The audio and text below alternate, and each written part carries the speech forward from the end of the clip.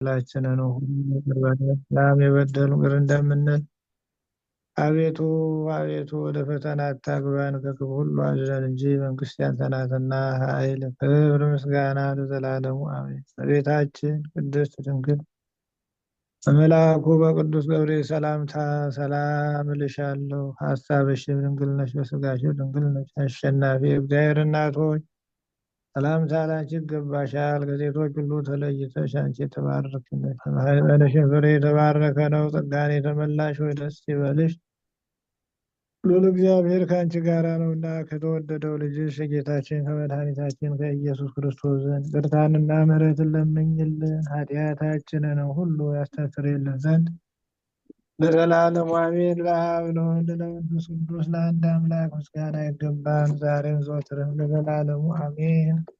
እግዚአብሔር ይባርክልን።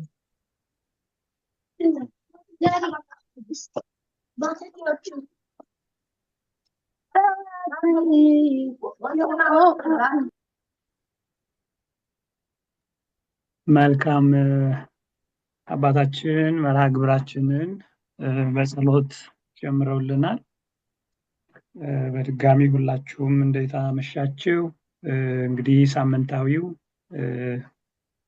ለቤተክርስቲያናችን አባላት፣ ለሰንበት ትምህርት ቤት ተማሪዎች እንዲሁም ለአገልጋዮች በአጠቃላይ የተዘጋጀ የስልጠና መርሃ ግብር ነው።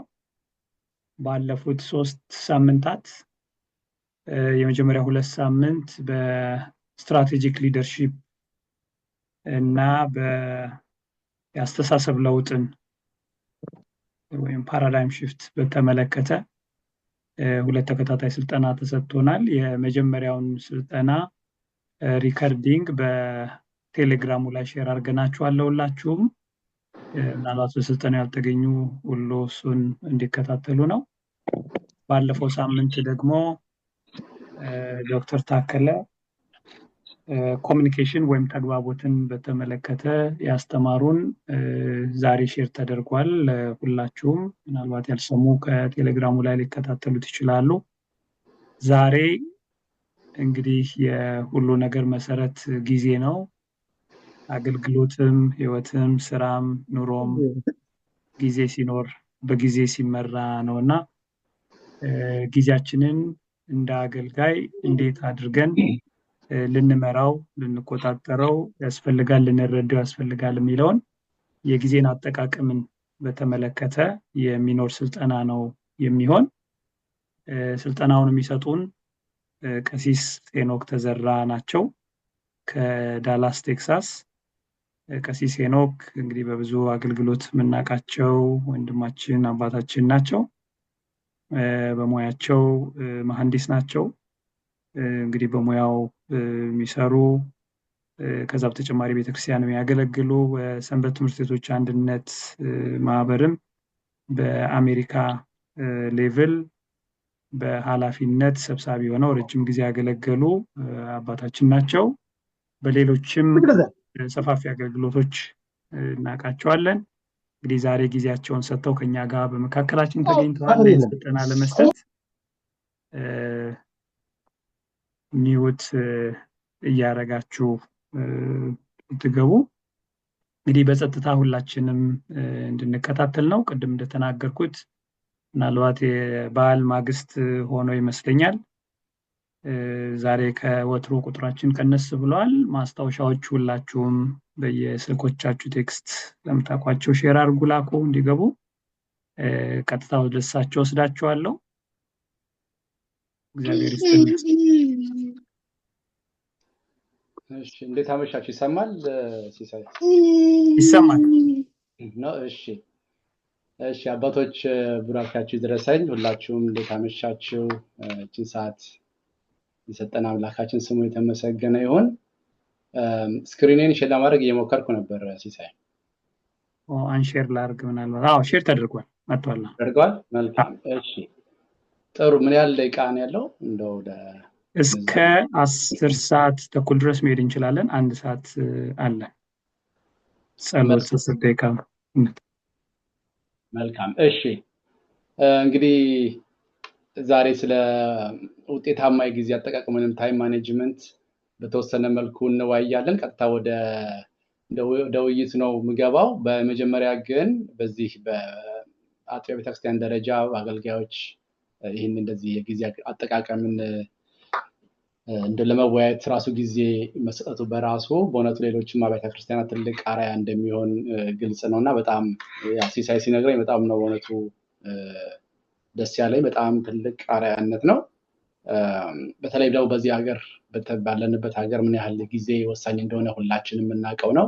ዞሮ ዞሮ ጊዜያችሁን በአግባቡ የምትጠቀሙ አገልጋዮች ብዙዎች እንደምትኖሩ ገምታለሁ። ግን ስለ ጉዳዩ ጊዜ ሰጥተን ደግሞ ስንወያይ የበለጠ ለጊዜ አጠቃቀም የምንሰጠው ትኩረት እንደሚጨምር ግልጽ ነው። ቃል እግዚአብሔርን እናዳምጥ ብለን ቤተክርስቲያን ስንሄድ ወይንም በቤታችን ስናዳምጥ የበለጠ ወደ ቃል እግዚአብሔር እንደሚያቀርበን ሁሉ ለዚህ ደግሞ ለጊዜ አጠቃቀም ጊዜ ሰጥተን እንወያይ ማለታችሁ በራሱ ለጊዜ አጠቃቀም ያለን ትኩረት እንደሚጨምረው ግልጽ ነውና ያንን ሳልጠቅስ ለማለፍ ነው። እንግዲህ እንደሚታወቀው ሼር ሳላደርግ ሲወርድ ይታያል ያስባለሁ። ጊዜያችንን በጣም ለብዙ ነገር እንደምንጠቀምበት ግልጽ ነው። በአገልግሎትም በትምህርት ቤትም በኑሮም በተለያየ መልኩ ማለት ነውና መጽሐፈ መክብብ ምዕራፍ 3 ቁጥር 1 ላይ ለሁሉ ዘመን አለው ከሰማይ በታችም ለሆነ ነገር ሁሉ ጊዜ አለው ይላል። ዛሬ ባለን ደቂቃ በተወሰኑ ጉዳዮች ላይ እንናገራለን። ለምሳሌ መጀመሪያው ስለ አስፈላጊነቱ ስለ ዓላማው ያው ተነጋግራችሁበት እንደሆነ ግልጽ ቢሆንም በተወሰነ መልኩ ግን ሁላችንም አንድ ገጽ ላይ እንዲያደርገን ስለሱ እናወራና የጊዜ ጠባያትን እንመለከታለን። ከዛ ስኬታማ የጊዜ አጠቃቀም ምንድናቸው? ቤኔፊቱ ምንድነው? ጥቅሙ ራሱ ምንድነው? ጊዜ አጠቃቀም የሚለውን እሱንም በተወሰነ መልኩ እናያለን። መጨረሻ ላይ ጊዜ ካለን እንግዲህ ሞር ወደ ውይይት ነጥቦችን እንሄድ እንችላለን። መሀል ላይ ግን ይሄንን ውይይት ዋን ዌይ ብቻ ሳይሆን መሀል ላይ ጥያቄ ካለ ወይ ደግሞ በመጠቅሰው ነገር ላይ ጥሩ ልምድ ካላችሁም ደግሞ ለአባቶች፣ ለወንድሞች፣ ለእህቶች እንደዚህ ማካፈል የምትፈልጉት ነገር ካለ ወደ ኋላ እንዳትሉ አድራ ለማለት ሞክራለሁ። በመሀልም ሜቢ እንግዲህ ጥያቄዎች ካሉ ዝም ብዬ ጠይቅና ለመወያየት እንችላለን። በእውነቱ ባለንበት በ21ኛው ክፍለ ዘመን የብዙ ሰዎች ውጤታማነት የሚወሰነው ባለን ገንዘብ ዕውቀት ብቻ አይደለም። እንደሚታወቀው ለጊዜ በምንሰጠው ትኩረት ጊዜያችንን የምንጠቀምበት ብቃት በራሱ ኢፌክቲቭ ናሽናችን በጣም ይወስነዋል። ይሄ ግልጽ ነው። በተለይ በዚህ ዘመን ማለት ነው። ወደ አገልግሎት ወደ አጥቢያ ቤተክርስቲያን ወደ ተለያዩ ማህበራት አገልግሎት ደግሞ ስንወስደው እንደ አገልጋይ ያሉብንን ኃላፊነቶች በውስን ጊዜ ውስጥ መጠቀም ደግሞ ግዴታ ነው።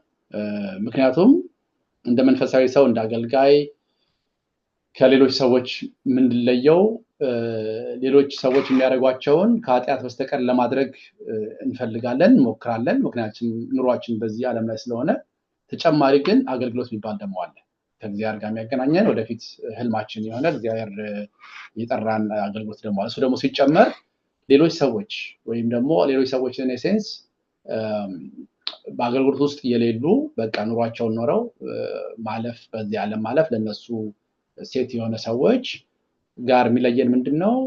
ጊዜያችንን በአግባቡ ካልተጠቀምን ሌሎች ሰዎች ከሚጎዱት የበለጠ ጉዳት ነው የምንጎዳው። ምክንያቱም ተጨማሪ አገልግሎት ስላለን ማለት ነው። ስለዚህ አንድ መንፈሳዊ ሰው ሌላ ኖርማሊ በኑሮውን በተለየ ሁኔታ ከሚኖር ሰው በበለጠ መልኩ ጊዜውን አብቃቅቶ የመጠቀም ግዴታ አለበት ማለት ነው። ያለበለዚያ የተሻለ ኑሮ ለመምራት እንቸገራለን፣ አገልግሎታችንን የበለጠ ለማሳካት እንቸገራለን።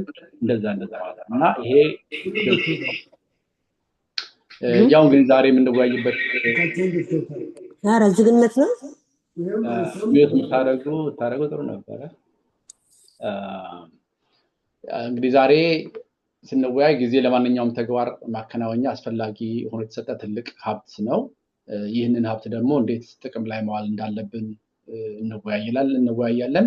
አስፈላጊነቱም ያ ነው፣ ግልጽ ነው። ዓላማውም እንደው የጊዜ ሀብትነትን የተረዳን አገልግሎታችንን፣ ስራችንን፣ ትምህርታችንን አብቃቅተን የምንጠቀም የአጥቢያ ቤተክርስቲያን አገልጋዮች እንድንሆን ነው። እንግዲህ ዋናው እንግዲህ ዛሬ የተገናኘንበት ትንሽ ደቂቃ ዓላማው ይሄ ይመስለኛል። አንድ የሚያደርገን ነገር ነው ያስባለሁ። ለዚህ ዓላማ ነው አብረን የምንቆየው።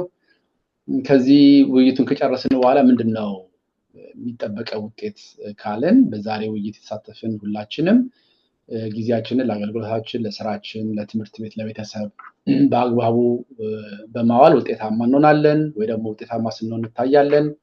የጊዜን አጠቃቀም የተረዳን፣ የጊዜን ጠባይ ተገነዘብን፣ ሌሎችን ቢሆን ደግሞ የጊዜ አጠቃቀምን እንደው ለማስረዳት በቂ የሆነ ግንዛቤ ያለን አገልጋዮች እንኖራለን ማለት ነው። ስለዚህ ግባችን ከዚህ ውጤትም ደግሞ ከዚህ ውይይታችን መጨረሻ ላይ የምንጠብቀው ይህንን ይሆናል።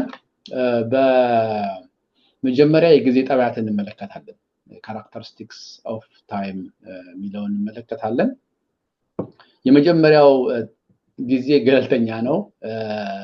ምንድነው? በቃ ለሁላችንም 24 ሰዓት ከሆነ 24 ሰዓት ተሰጥቶናል። አንዱ ቀን ከሌላው ተለይቶ በራሱ ቅዱስ ወይንም ርኩስ አይደለም። የኛ ስራችን፣ አገልግሎታችን፣ በእለቱ ያደረግናቸው ድርጊቶች ቀኑን ይወስኑታል ነው። በተለያየ ስልጠናዎችም ስገልጽ እንደነበረው ለምሳሌ ዛሬ የአቡነ ተክለ ሃይማኖትን በዓል የምናከብርበት ዓመታዊ በዓል ነው። ቀኑ ቅዱስ ቀን ነው። ምክንያቱም ቅዱስ አባታችን የተወለዱበት ቀን ነው። በደንብ የምናከብረው ነው። ቀኑ ራሱ ያ ቅዱስ እና የተሰራበት ስራ ስለሆነ ቀኑ ቅዱስ ነው ማለት ነው። እኛ ግን በዛሬው ዕለት ያንን በረከት የምናገኝበትን ስራ ከሰራን ቀኑን ቅዱስ አድርገነዋል ማለት ነው ለራሳችን። ያለበለዚያ ደግሞ ሌላ ስራ ከሰራንበት እንዲሁ ማለት ነው ከባከን ነው። ሌላው እያንዳንዱ ቀን አዲስ ነው። ጥሩ ነገር በመስራት ቀኑን የበለጠ ኢፌክቲቭ ልናደርገው እንችላለን ማለት ነው። ስለዚህ ለአንዳችን 23 ሰዓት፣ ለአንዳችን 24 ሰዓት፣ ለአንዳችን ጥሩ ያልሆነ ቀን፣ ለአንዳችን ጥሩ ቀን አልተሰጠንም ነው። ይህ የመጀመሪያው የጊዜ ጠባይ ነው። ገለልተኛ ነው። ለማንም ተጨምሮ ተቀንሶ የሚሰጥ አይደለም ነው። ሌላው የጊዜ ጠባይ ጊዜን ቆጥበን ለወደፊት መጠቀም አንችልም ነው። በቃ we can't save time for future use ነው። እንጨብጠው አንችልም። አሁን ካልተጠቀምንበት ቆይተን ቆጥበን ልጠቀመው አንችልም። ይሄ ወይንም ያለፈውን ድጋሚ መጠቀም አንችልም። በቃ ይሄ ሁለተኛው የጊዜ ጠባይ ነው። ሌላው ሁሉ ጊዜ የምንሰማው ጊዜ እንደ ገንዘብ ዋጋ አለው ነው። ብዙ ጊዜ ያው የአብዛኞቻችን ችግር ምንድነው? በጣም ረጅም ጊዜ ስናባክን በዛውም ልክ ያለ የገንዘብ አቅምን እያባከን እንደሆነ አንረዳውም። በጣም 10 ብር 20 ብር ለማውጣት 2 3 ልናስብ እንችላለን።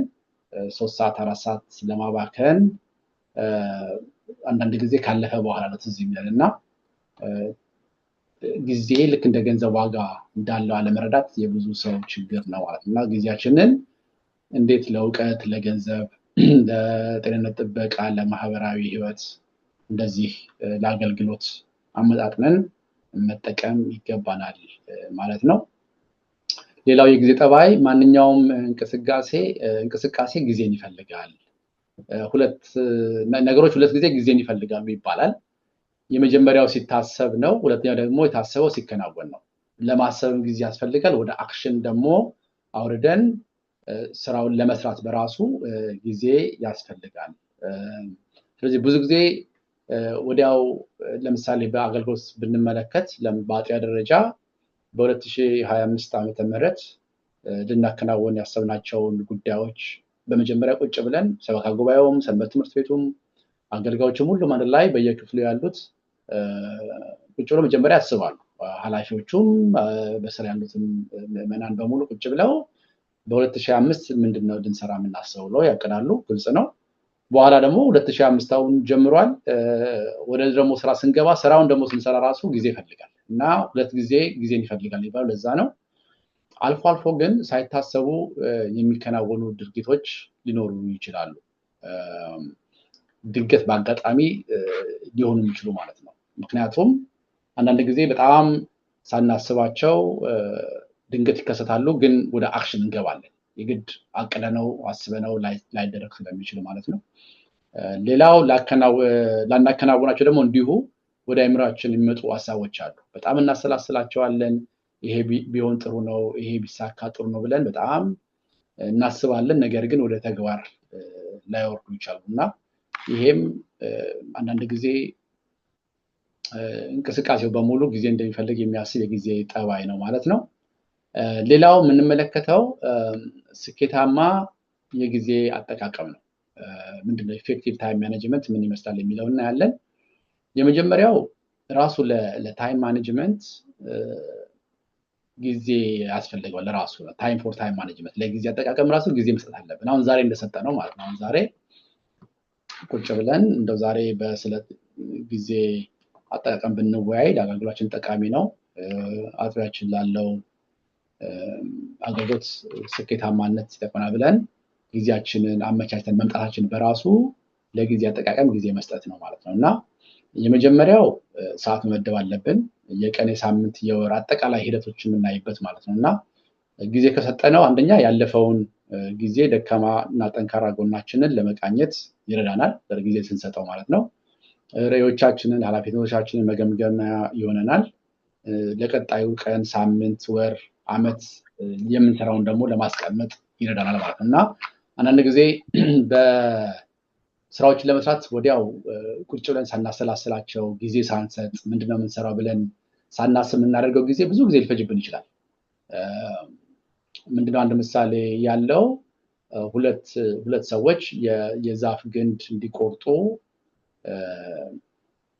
ተሰጣቸው መጥረቢያ እና አንደኛው ሰው ወዲያው መጥረቢያውን ይዞ ዛፉን ግንዱን መቁረጥ ጀመረ። የሰጣቸው ደቂቃ እኩል ነው። 10 ደቂቃ ብንለው ለምሳሌ አንደኛው ተነስቶ ወዲያው በቃ መጥረቢያውን ይዞ ግንዱን መፍለጥ ጀመረ። ሁለተኛው ደግሞ ቁጭ ብሎ መጀመሪያ መሳል ጀመረ መጥረቢያውን። በኋላ ግን ከሳለ በኋላ ከዛኛው መጀመሪያ ከጀመረው ቀድሞ በፍጥነት ግንዱን ቆርጦ ጨረሰው። ምክንያቱም መጀመሪያ አሰበ ማለት ነው። ምንድነው ላደርግ የሚችለው በአጭር ጊዜ ምን ላከናውን እችላለሁ ብሎ ማሰብ ማለት ነው። እና አንዳንድ ጊዜ ቁጭ ብለን ስለ ጊዜ አጠቃቀማችን ሳይንስ ከሰጠነው ኢፌክቲቭነሱ ይጨምራል ማለት ነው። ጊዜ ለጊዜ አጠቃቀም ያስፈልጋል። ስኬታማ የሆነ የጊዜ አጠቃቀም እንዲኖረን ማለት ነው። ሁለተኛው ያው ግብ ማስቀመጥ ነው። ጎል ሴቲንግ ማለት ነው። ውጤታማ ለመሆን ካላቀድን ለመውደቅ አቀድናል ማለት ነው። ባለንበት የምንሄድበት ሁኔታ አይፈጠርም። ግብ ከሌለን፣ ጎል ከሌለን፣ ውጤታማ ለመሆን እቅድ ከሌለን ወደኋላ ነው የምንሄደው ማለት ነው። ስለዚህ ኢፌክቲቭ ታይም ማኔጅመንት እንዲኖረን ግብ ማስቀመጥ ግዴታ ነው ማለት ነው። ሌላው እንግዲህ ቅደም ተከተል ማውጣት ነው። ፕራዮሪቲ ሴቲንግ የግድ ነው። እንቅስቃሴዎቻችን በሙሉ ቅደም ተከተል መያዝ ይኖርባቸዋል። ያለበለዚያ ምንድነው የሚሆነው? ፕሮካስቲኔት ስናደርግ ቅደም ተከተል ካልሰጠነው ልክ መጨረሻ ላይ ጊዜ ያጥረንና በጣም አስፈላጊ የሆኑ ጉዳዮችን ሳንሰራ አላስፈላጊ የሆኑ ጉዳዮች ላይ ጊዜያችን እናጠፋለን።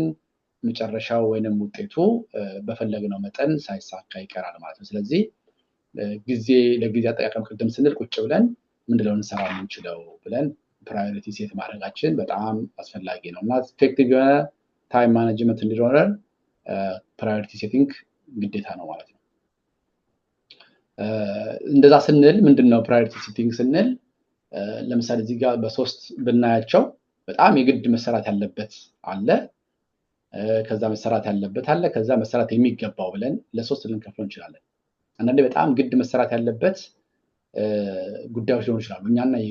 እኛ ራሳችን ብቻችንን የግድ ልንሰራው የምንችለው ስራ ማለት ነው እና ያንን በቃ አሁኑኑ መስራት አለብን፣ አሁኑኑ መጨረስ አለብን። ሌላው ደግሞ ለነገ መሻገር የሚችል እድል ያለው ደግሞ ስራ ሊሆን ይችላል።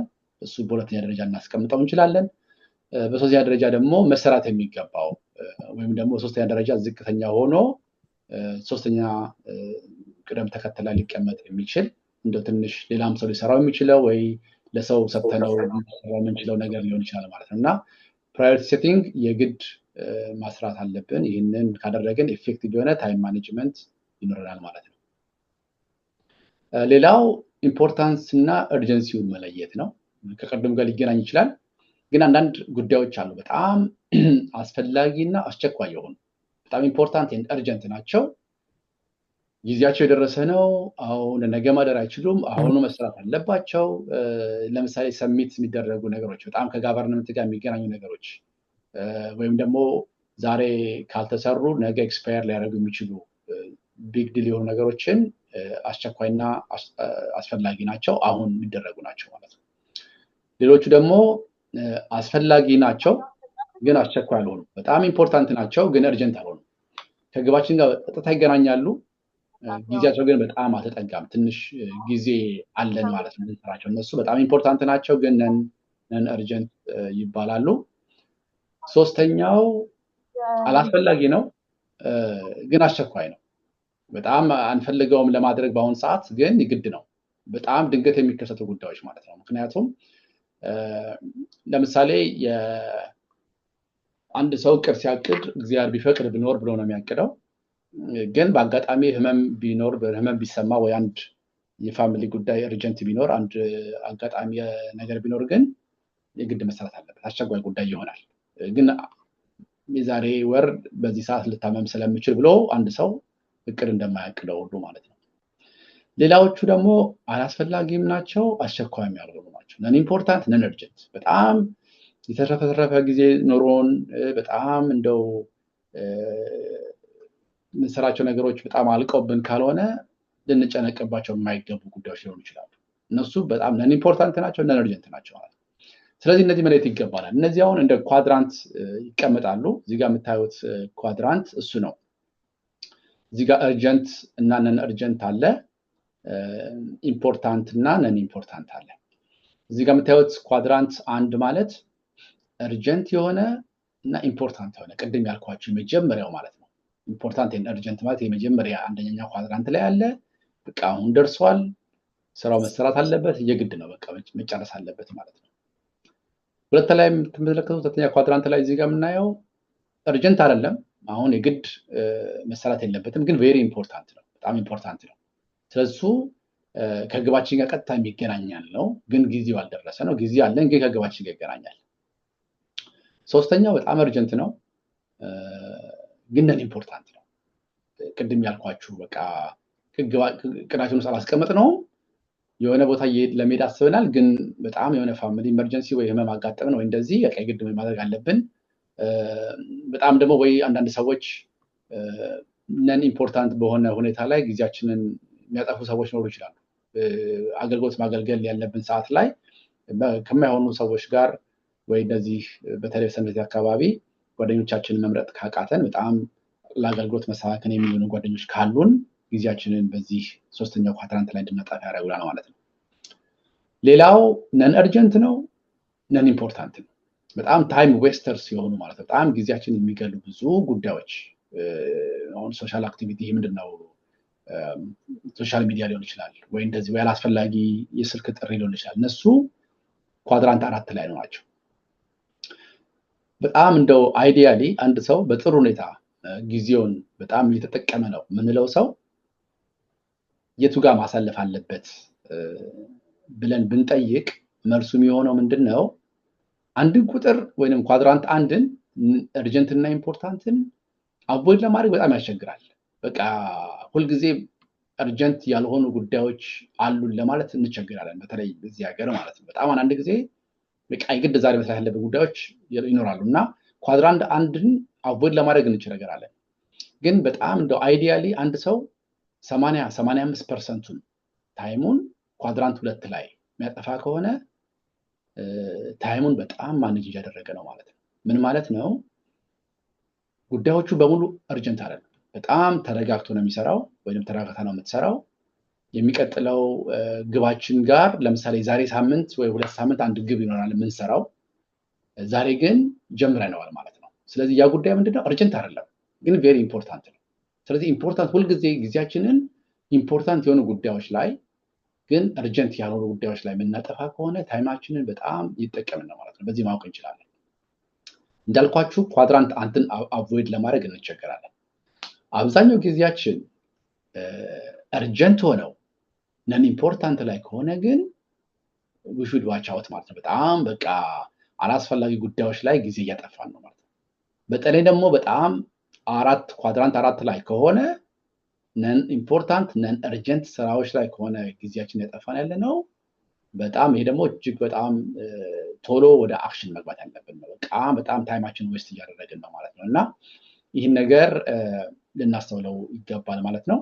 እንደው ባለን ሁኔታ እንደው በጣም ሁሉንም አቮይድ አናርግ ብንል ኳድራንት 2 3 እና 4ን እንደው 5% ብንሰጠው ሁለቱ ተደምረው ኳድራንት 1 ደግሞ በጣም እንደው ያው ሚስ ማድረግ ስለማንችል ብለን እንደው አንድ 10% ብንሰጠው 85% ታይማችንን ግን ኳድራንት 2 ላይ ከግባችን ጋር የሚገናኙ ግን በጣም ተረጋግተን የምንሰራቸው ስራዎች ላይ ካጠፋን ትልቅ አቺቭመንት ነው እንደማለት እወዳለሁ። ሌላው ኢፌክቲቭ የሆነ ታይም ማኔጅመንት እንዲኖረን አይምሯችን በተፈጥሮ ንቁ የሚሆንበትን ጊዜ መለየት ይኖርብናል። አንዳንድ ጊዜ ተነስተን ዛሬ በቃ በጣም ቀኑ ደስ ይላል፣ በጣም ብሩህ ቀን ነው እንላለን። ሜቢ ጥሩ እንቅልፍ ተኝተን ሊሆን ይችላል፣ ወይ ደግሞ ራሱ ቀኑ ራሱነት ጥሩ ሆኖ ሊሆን ይችላል፣ ወይ አጋጣሚ ባለፉት ቀናት የሰራናቸው ስራዎች በጣም አስደስተው ሊሆን ይችላል፣ መንፈሳችን ረክቶ ሊሆን ይችላል። ዞሮ ግን አይምሯችን በጣም ንቁ ሲሆን ትኩረት የሚሹ ጉዳዮችን የዛን ጊዜ መስራት አለብን ማለት ነው። ለምሳሌ የጠዋት ሰው ነኝ እንላለን፣ አንዳንዴ የማታ ሰው ነኝ እንላለን። ዞሮ አይምሯችን ንቁ የሚሆንበትን ጊዜ ግን መወሰን አለብን ማለት ነው። ምክንያቱም አንዳንድ ጊዜ ስራዎችን ስንሰራ ስራው መስራቱ ብቻ ሳይሆን በአጭር ጊዜ መከናወኑ በራሱ ትልቅ ኢምፓክት ስላለው ማለት ነው። የምንወስደው ጊዜ ራሱ አንዱ የውጤታማነታችን መገለጫ ስለሆነ ማለት ነው። ምክንያቱም አንድ ሰው የሆነ ስራ ሊሰጠው ይችላል፣ ያ ሰው በአንድ ወር ውስጥ ሊጨርሰው ይችላል። ሜቢ ያ ስራ 1 ሳምንት ይሆናል የሚፈጀው። ስለዚህ በአንድ ወር ውስጥ ስለጨረሰው ጊዜውን ተጠቅሟል ማለት ሊከብድ ይችላል ማለት ነው እና ግን እንለየው። አንዳንድ ጊዜ ራሱ ስራዎችን ስንሰራ የት ቦታ ሆነን ስንሰራ ነው በጣም እንደው አይምሯችን የሚረጋጋው ብለን ራሱ እሱን ካወቅነው በራሱ ወደዛ ነገር መሄድ ማለት ነው። ስራዎችን ብቻ አይምሯችን መቼ ንቁ እንደሚሆን ካወቅነው የበለጠ ጥሩ ይሆናል ማለት ነው። ኢፌክቲቭ ታይም ማኔጅመንት ይኖረናል። ሌላው ትክክለኛውን ነገር በትክክለኛው ጊዜ አሁኑኑ መስራት። በቃ ያለፈ ጊዜ ታሪክ ነው። ዛሬ ጃንዋሪ 2 2025 ላይ ያለነው 2024 አልፏል። 2025 ጃንዋሪ 1ም አልፏል። በቃ ምንም ልናረጋው አንችልም። ታሪክ ነው እናወራው የምንችለው። ትላንትና ጥሩም ይሁን መጥፎ ይተረካል ማለት ነው። ኦፍ ኮርስ ነገ የኛ አይደለም እንደምናውቀው፣ ግን ዛሬ ተሰጥቶናል። ስለዚህ በአሁን ሰዓት ማድረግ ያለብንን ጉዳይ ማድረግ አለብን። ለነገ ማለት ወይንም ፕሮካስቲኔት ማድረግ መታከት የምንለው ነገር እሱ ስንፍና እንደሚያመጣ ግልጽ ነው ማለት ነው እና ኢፌክቲቭ ታይም ማኔጅመንት እንዲኖረን ትክክለኛውን ጊዜ በአሁን ሰዓት ማድረግ አለብን ማለት ነው ስራችንን። ሌላው ኃላፊነትን ማካፈል ኢፌክቲቭ የሆነ ታይም ማኔጅመንት እንዲኖረን ያደርገናል። ሆነስትሊ we need to practice delegation ማለት ነው እና ስራዎችን ለመስራት በቃ እኛ ብቻ ነን መጨረሻዎቹ ሰዎች ወይ ደግሞ እኔ ካልሰራው ስራው አይሳካም በሚል ስሜት አለመሄድ ማለት ነው። ያው እንግዲህ እንደምታውቁት በቤተክርስቲያን አገልግሎትን ሰበካ ጉባኤ የአገልግሎት ክፍሎች የንዑሳን ክፍሎች እንደዚህ ብለን የምንከፋፍለው አገልግሎትን ፕራክቲስን እንደው ዴሊጌት ለማድረግ ነው። በቤተ መቅደስም አገልግሎት ቄሰ ገበዝ፣ ሊቀ ዲያቆን፣ አጋፋሪ፣ ሊቀ ጠበብት እንደዚህ ብለን አገልግሎት ራሱ የሚሰምረው ኃላፊነት ሁሉም ሰው ስላለው በዛ ኃላፊነት ስንመራ ስንሄድ ነው። ስለዚህ ብዙ ጊዜ በተለይ በአገልግሎት ደረጃ ስንመለከት ብዙ ምዕመናን የኛን አመራር ብቃት አይተው ነው በጣም የሚተጉት። እኛ ደግሞ ስራዎችን ማካፈል ከቻለን ደግሞ የበለጠ አገልግሎቱ ዘላቂ ይሆናል፣ ሰስተነብል ይሆናል ማለት ነው እና ኃላፊነትን ማካፈል ፕራክቲስ ዴሌጌሽንን ፕራክቲስ ማድረግ በራሱ የጊዜ አጠቃቀም ኢፌክቲቭነሱን ይጨምረዋል ማለት ነው። ሌላው የማይጠቅሙ መረጃዎችን ማስወገድ በራሱ ትልቅ ጥቅም አለው። ፋይሎቻችን አሁን ጠረጴዛ ላይ ያለን ነገር ዴስክቶፕ ላይ ኮምፒውተራችንን ስንከፍተው በቃ እንደው በጣም የተጣራ ነገሮች ወደ አንድ ሰው አንድ ጉዳይ እንደው እስቲ ይሄን ወረቀት ከዚህ ፋይል ውስጥ አውጣልኝ ሲባል የሚወስደው ጊዜ ብዙ ከሆነ ኦርጋናይዝ ላልሆነ ማለት ነው። ስለዚህ ጊዜውን ለመጠቀም ቸግረዋል። እንዳል በቃ አሁን ሴቶችን ቦርሳቸውን፣ ወንዶችም እንደ ዋሌቶቻችንን፣ ኮምፒውተሮቻችንን፣ ዴስኮቻችንን እቤት ስንገባ ራሱ በቃ አንድን ጉዳይ አንድን ነገር ለማውጣት ስናስብ ጊዜ ማንፈጅ ከሆነ በደንብ ጊዜያችንን ይጠቀምን ነው ማለት ነው። የመረጃ ብዛት እድገት አይደለም። ያው በጣም ብዙ ኢንፎርሜሽን ስላለን ብዙ ነገሮች አናገኝም ማለት ነውና የማይጠቅሙ መረጃዎችን ከስር ክሊን አፕ ማድረግ በራሱ ጊዜያችንን የበለጠ ኢፌክቲቭ እንድናደርገው ያደርገናል ማለት ነው። ሌላው አንዳንድ ጊዜ ማንችለውን ነገር አልችልም ማለት በራሱ አንድ ጊዜ በአግባቡ መጠቀም ነው። ምን ማለት ነው? አንዳንድ ጊዜ የማንችለውን ጉዳይ እችላለሁ ብሎ መውሰድ ከአዎንታዊ ጎኑ ይልቅ አሉታዊ ጎኑ ያመዝናል። ምንድነው? ከአገልግሎት ለመራቅ አይደለም እንደዛ ማድረግ ያለብን። ለምሳሌ አንዳንድ ጊዜ አገልግሎት ስራዎች ሲሰጡ በአገልግሎት ደረጃ ሌሎች ነገሮች ቀንሰን ያንን የቤተክርስቲያን አገልግሎት ማድረግ እየቻልን ነው ማለት አለብን ለማለት ሳይሆን፣ ግን ከአቅም በላይ የሆኑ ጉዳዮች ካሉ ግን ሪስፔክቲቭሊ ይህን ነገር በዚህ ምክንያት አልችልም ማለት ግን ለሁለቱም ለጠያቂውም ለተጠያቂውም ጥሩ ጉዳይ ነው ማለት ነው፣ ጥሩ ነገር ነው ማለት ነው። አንዳንድ ጊዜ ሳናውቀው ከእቅዳችን የሚያስወጡ ጉዳዮች ወይንም ግለሰቦች ሊኖሩ ይችላሉ። ድሪም ስቲለርስ ይባላሉ። ምንድነው? ለራሳችን እቅድ ካላቀድን ሰዎች ያቅዱልናል። ግልጽ ነው ይሄ። ለምሳሌ በቤተክርስቲያን አገልግሎት ከአንደራችን አሁን የዓመት ከአንደር አለን። የቤተክርስቲያን ስብሰባዎች አሉ፣ የአገልግሎት ስብሰባዎች አሉ፣ የቅዳሴ አገልግሎቶች አሉ፣ ሁሉ ነገር አለ። ያንን ቀድመን ስኬጁል ካደረግን ሌሎች ሰዎች በዚህ ቀን ትችላለህ ወይ ሲሉን ካላንደራችን ኦፕን ከሆነ ሁሉንም እንችላለን እንላለን። ስለዚህ እኛ ለራሳችን እቅድ ካላቀድን ሰዎች እኛ ላይ ያቅዱብናል ማለት ነው። ስለዚህ የዛሬ ሳምንት እንሰራለን እኛ ላይ አንድ ሰው፣ ሌላ ሰው ደግሞ የዛሬ 2 ሳምንት ይቀጥረናል፣ ሌላው 3ኛ ሳምንት ይቀጥረናል። በሙሉ ሰዎች እኛን ቡክ ያደርጉንና እኛ ለምንፈልገው ዓላማ፣ ለምንፈልገው አገልግሎት፣ ለቤተክርስቲያን አገልግሎት፣ ለህይወታችን፣ ለቤተሰባችን፣ ለትምህርታችን፣ ለጊዜያችን የምናስባቸው ነገሮች በሙሉ ይወስዱብናል ማለት ነው። ስለዚህ ጊዜያችንን በአግባቡ መጠቀም እንቸገራለን።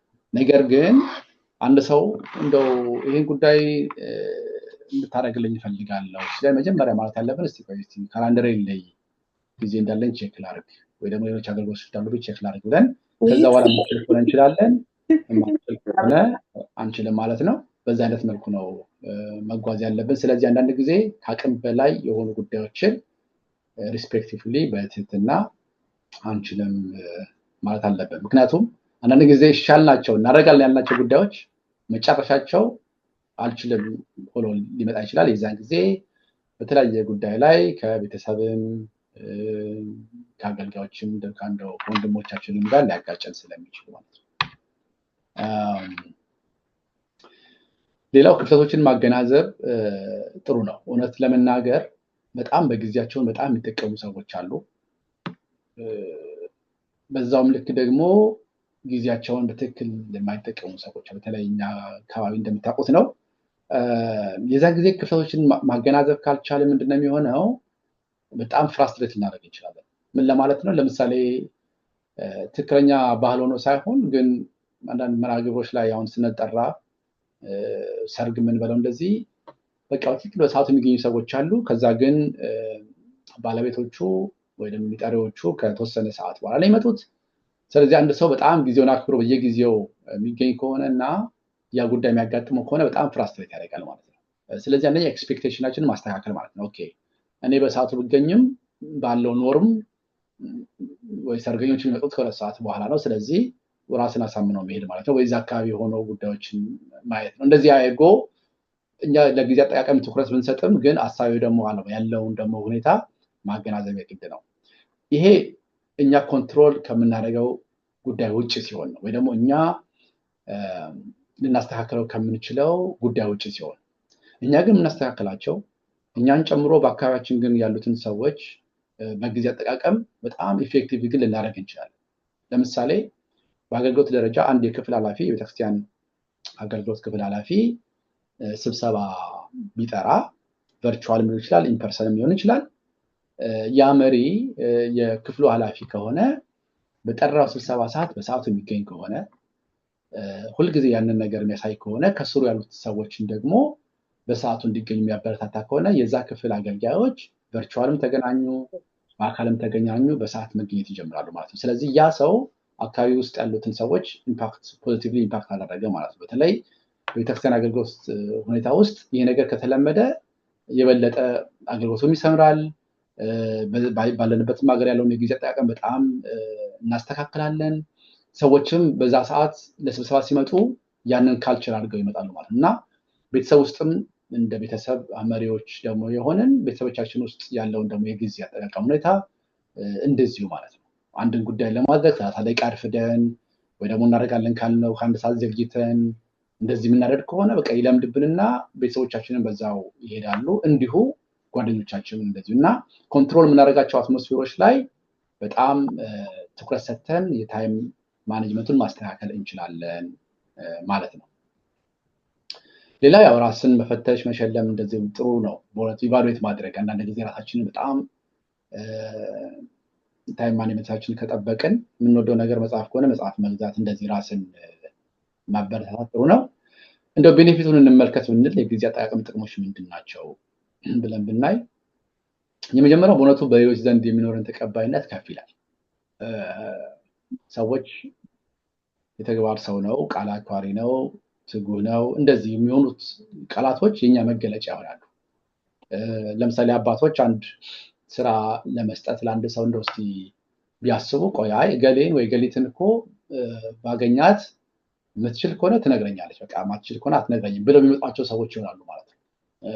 በቃ እሺ ካለ ይፈጽማል፣ ካልተመቸው ግን አይመቸኝም ይላል የሚባል እሷ ከተቀበለች ትጨርሰዋለች ተብሎ የሚታመንበት ሰው እንሆናለን ማለት ነው። ለሌሎችም ባሉ ነገሮች በተለይ የቤተክርስቲያን አገልጋዮችን ከውጭ ያሉ ሰዎች የሚያዩበትን አንግል ራሱ ይቀየራል ማለት ነው። ምክንያቱም በሌሎች ሁኔታዎች ላይ ታይማችን በትክክል የምንጠቀም በሰዓቱ የምንሄድ የሰውን ታይም የምናከብር እንደዚህ ሆነ ከተገኘን ሌሎችም ለእኛ የሚሰጡት ክብርና ስም የኛ መገለጫዎች ይሆናሉ። የራሱ አንድ የክርስትና መገለጫ ሊሆን ይችላል ማለት ነው። ኦፍኮርስ የተመጣጠነ ህይወት እንድንመራ ያስችለናል። ግልጽ ነው ይሄ። ከዚያለዛ በጣም ህይወታችን ሄክቲክ ይሆናል። ቅድም ያልኳችሁ ኳድራንት 3 እና 4 ላይ አይሆንም። በተለይ ኳድራንት 1 በጣም ቢዚ የሆነ ላይፍ ስትረስ ውስጥ ያለ ሰው ነው ቅድም ያልኳችሁ ኳድራንት ላይ ጊዜው የሚያሳልፈው። እኛም የተመጣጠነ ህይወት ከሌለን ብዙ ኳድራንት 1 ላይ ከሆነ ጊዜያችን የምናሳልፈው በጣም ህይወታችን በሙሉ ፍራስትሬሽን ውስጥ ይሆናል ማለት ነው። ሌላው ጥቅሙ ምንድነው? ውጤታማነታችን ይጨምራል። በጣም ፕሮዳክቲቪቲያችን በየጊዜው ይጨመረ ይሄዳል። ቅድም እንዳልኳችሁ ስራውን መስራት ብቻ ሳይሆን ለስራ የሚያወጣነው ጊዜ በራሱ ትልቅ ቫልዩ ስላለው ማለት ነው። እንግዲህ እስካሁን በተወያየነው ሁኔታ ውስጥ ጊዜ ገለልተኛ እንደሆነ አይተናል። በጣም ግልጽ ነው እሱ። ጊዜን ቆጥቦ ለወደፊት መጠቀም አንችልም። ጊዜ እንደ ገንዘብ ዋጋ አለው። ግብ ማስቀመጥ የግድ ነው። ግብ ካላስቀመጥን በጣም ወደኋላ ነው የምንቀረው። ቅደም ተከተል ማውጣት የአስፈላጊነትና አስቸኳይነትን መለየት ይሄ ኢምፖርታንትና እርጀንሲ ያልኳችሁ፣ የማይጠቅሙ መረጃዎችን ማስወገድ፣ አልፎ አልፎ አልችልም የማለት ልምድ ደግሞ የግድ ያስፈልጋል። በተለይ በእቅድ ደረጃ ስንነጋገር አሁን በቤተክርስቲያን አገልግሎት በተለያዩ በሰበካ ጉባኤም በተለያዩ ክፍሎችም በኩል በጣም ስለ እቅድ ስንነጋገር በማህበራትን በተለያዩ ሁኔታዎች ላይ አለን። በኦርጋናይዜሽን ደረጃ እቅዶች አሉን። ቤተክርስቲያናችን የሚቀጥለው ዓመት እዚህ መድረስ አለበት ብለን እናቅዳለን። ያንን እቅድ ግን ወደ ፐርሰናል ካመጣ ነው ወደ ግል ካመጣ ነው የበለጠ ለአጥቢያ ቤተክርስቲያንም ለመንፈሳዊ ህይወታችንም ለማህበራዊ ህይወታችንም ለሁሉም የበለጠ አድቫንቴጁ ይጨመር ይመጣል። ምን ለማለት ነው? እንደ አገልጋይ አንድ ሰው በክፍል ደረጃ የሚያስበው እቅድ አለ፣ በግሉም ማለት ነው። ለምሳሌ 2025 ምን በራሱ በግሉ በመንፈሳዊ ደረጃ የት ቦታ መድረስ እችላለሁ ወይ ደግሞ እፈልጋለሁ፣ በዓለማዊ ህይወቱ የትኛውን ነገር አኮምፕሊሽ ማድረግ እፈልጋለሁ፣ ቤተሰብ ላይ የትኞቹን ጉዳዮች ላይ ዴቨሎፕ ማድረግ እፈልጋለሁ። እንደዚህ የሚሉ ጉዳዮች ለራሳችን ስትራቴጂክ ፕላን፣ ለራሳችን አመታዊ እቅድ፣ ለራሳችን ወራዊ እቅድ፣ ለራሳችን ሳምንታዊ ኢቭን ቀናዊ የሆነ እቅድ ማውጣት ከቻልን የበለጠ ለሌሎቹ ደግሞ ከኛ በላይ ላሉት ለአገልግሎታችንም ለህብረተሰባችንም አካባቢያችን ላሉ ሰዎች በሙሉ የበለጠ አርአያ እንሆናለን ማለት ነው እና ያ በጣም መታሰብ ያለበት ጉዳይ ነው። ጊዜ ሀብት ነው። በጣም ትልቅ ሀብት ነው። እዚህ ሀገር በተለይ በጣም ትልቅ ጉዳይ ነው። ሀብትነቱን ካልተረዳን ግን ምንም ዋጋ የለውም። ጊዜ ለሁላችንም እኩል የታደለ ነው። ነገር ግን አጠቃቀማችን እኩል አያደርገው። ይህ ግልጽ ነው። አባቶች በትምህርታቸው እንደሚያስረዱን አሁን አንድ ጊዜ ኤግዛምፕል ይሰጣል። ለሶስት ዶሮዎች ለምሳሌ 6 ጥሬ በቁጥር 6 ጥሬ ቢሰጣቸው ስንት ይደርሳቸዋል ቢባል 2 ይደርሳቸዋል። 6 ነው 3 ናቸው ብለን በሂሳብ እናስቀምጠው እንችላለን። መልሱ ግን እንደ አጠቃቀማቸው ነው። አንደኛው ዶሮ 6ቱንም ሊወስደው ይችላል፣ ወይ አንደኛው 4ቱን ሊወስድ ይችላል። እንደ አጠቃቀሙ እንደወሰደው ነው። ጊዜውም እንደዚሁ ነው። 24 ሰዓት አለን። ያንን 24 ሰዓት እንዴት አድርገን እንደምንጠቀመው የኛ ሁኔታ ነው ማለት የኛ ጉዳይ ነው። ጊዜያችንን በአግባቡ መጠቀም እና ለመጠቀም እኛ ጋር ያለ ትልቅ ነገር ነው ማለት ነው። ጊዜ ለእያንዳንዱ እንቅስቃሴያችን ቁልፍ ነው። በጣም የተሰኪ ግን ትኩረት ካልታከለበት ከንቱ ነው። አንድ አባባል አለ፣ መጥፎ ዜናው ጊዜ ይበራል፣ ጥሩ ዜና ግን አብራሪው አንተ ነህ የሚባል አለ። ያው እግዚአብሔር ስራ እንዳለ ሆኖ ማለት ነው። በእኛ ግን በግል ራሱ በግለሰብ ደረጃ ማድረግ የምንችለውን ያህል እናደርጋለን ወይ? የግል ካላንደር አለን ወይ? ጊዜያችን እንዴት ነው የምንጠቀመው? ጠዋት ተነስተን እስከ ማታ ድረስ እንደው ስለ ነገ ዛሬ ማታውን ምንተኛ ስንል ነገ ምን እንደምናደርግ እናስባለን የሚለውን ያው ለሁላችንም አሳይመንት ሰጣለሁ። ሌላው እንግዲህ ሐዋርያው ቅዱስ ጳውሎስ ወደ ኤፌሶን ሰዎች ምዕራፍ 5 ቁጥር 5 ላይ እንግዲህ እንደ ጥበበኞች እንጂ ጥበብ እንደሌላቸው ሳይሆን እንዴት እንደምትመላለሱ በጥንቃቄ ተጠበቁ ይላል። ቅድም እንዳልኩት መግቢያ ላይ ከሌሎች ሰዎች በጣም እንደ አገልጋዮች በተለየ ሁኔታ ለጊዜ ትኩረት መስጠት የግድ ነው። ምንም ጥያቄ የለውም። የቤተክርስቲያን አገልግሎታችንም የውጭ ያለንም አገልግሎት በትምህርት ቤት ምንም ከሌሎች ሰዎች በበለጠ ሁኔታ ትኩረት ሰጠን እያንዳንዷን ደቂቃ ያለ ምንም ዝም ብለን መባከን የለባትም። ሶሻል ላይፍ ራሱ በራሱ አንድ ሰው ቦታ ሄደን እንደው ከሰዎች ጋር ማህበራዊ ስናደርግ ራሱ በዛ ሰዓት የምናጠፋውን ጊዜ በራሱ እንደው ኢፌክቲቭ ማድረግ ማለት ነው።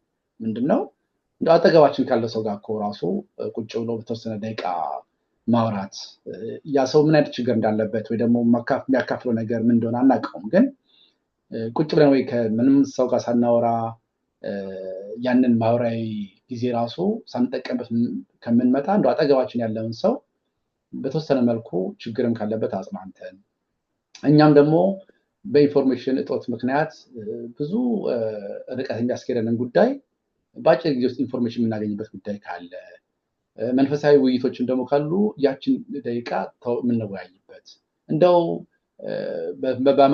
በማህበራዊ ህይወቱም እንደው ሰው እንደው መሳቅ መጫወቱም እንዳለ ሆኖ ያን ጉዳይ ራሱ መንፈሳችን የምናድስበትን ሁኔታ ወደ ቤታችን ስንገባ ዞሮ ዞሮ ያሳለፍነው ጊዜ ተጠቅመንበታል ወይ? ማህበራዊም ይሁን መንፈሳዊም ይሁን ስራም ይሁን ከስራ ራሱ ስንመለስ እንደው ረክተን ነው የምንመጣው? የሰራነው ስራ በትክክል ጊዜውን የዋጀ ነው ወይ ወይስ ዝም ብለን ጊዜያችን አባክነን ነው የመጣ ነው? አይምሮአችን ራሱ ይነግረናል፣ ግልጽ ነው። እና ለምናጠፋው ማንኛውም ጉዳይ በጥንቃቄ ተመላልሰን ጥበበኛ ሆነን ልንሄድ ያስፈልጋል ማለት ነው። እንደው ባጭሩ እስካሁን ላለው ጥያቄዎች ካላችሁ መመለስ እችላለሁ።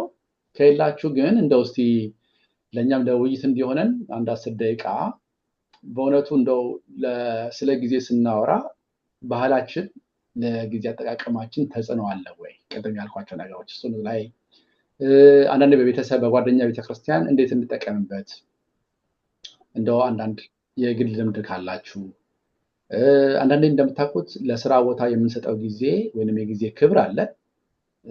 8 o'clock መግባት ካለብን 8 o'clock እንገባለን። ግን ለመንፈሳዊ አገልግሎት ለማህበራዊ ጉዳዮች እንደዚህ ያንን ትኩረት አንሰጥም። ያ ለምንድን ነው? ያኛው ወዲያው ውጤቱ ስለሚታወቅ ክፍያው ስለሚኖረው እንደዚህ ነው ወይንስ እስከኛ ስብዕና ጋር የሚገናኝ ነው? እና ሌሎችም ነጥቦች ካሏችሁ በዚህ ላይ ብንወያይ የሚል ሀሳብ አለኝ። መርሃ ግብር መሪው ማን እንደሆነ ባላውቅም ሲሳይ ከሆንክ እንደው እዚህ ላይ ቢበቃኝ ነኝ። ቃልዎትን ያሰማልን ቀሲስ። በእውነት በደንብ ጥሩ ሆኖ ነው የቀረበልን።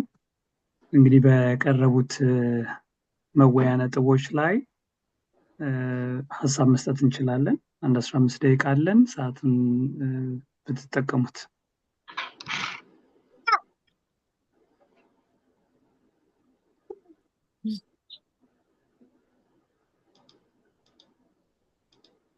አንሚዩት ያረጋችሁ አላችሁ፣ ሀሳብ ካላችሁ ትችላላችሁ። Mama, yeah. Mama, you? No.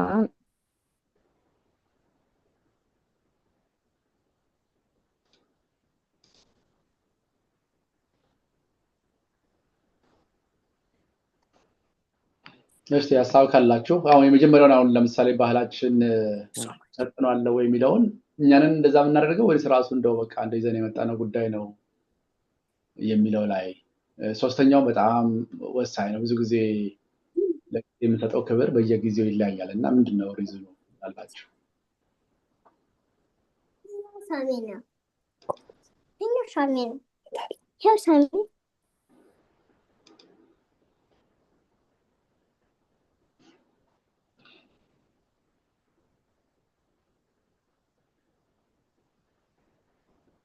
አላችሁ አይደለም? ዝምታ መረጣችሁ።